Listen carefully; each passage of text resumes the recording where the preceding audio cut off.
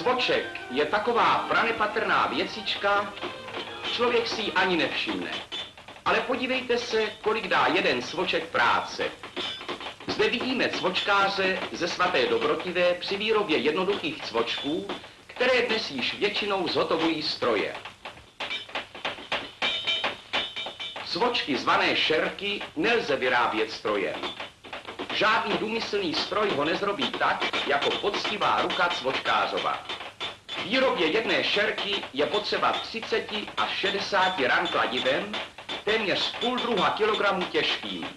Za jeden měsíc dá cvočkář 640 000 ran, za rok nejméně 5 milionů ran. Proto se říká, že cvočkáři jsou milionáři práce.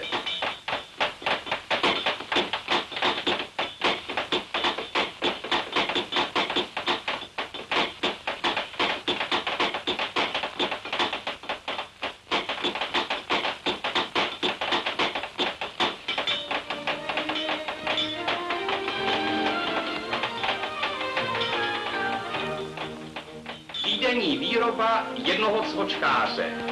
4 000 šerků.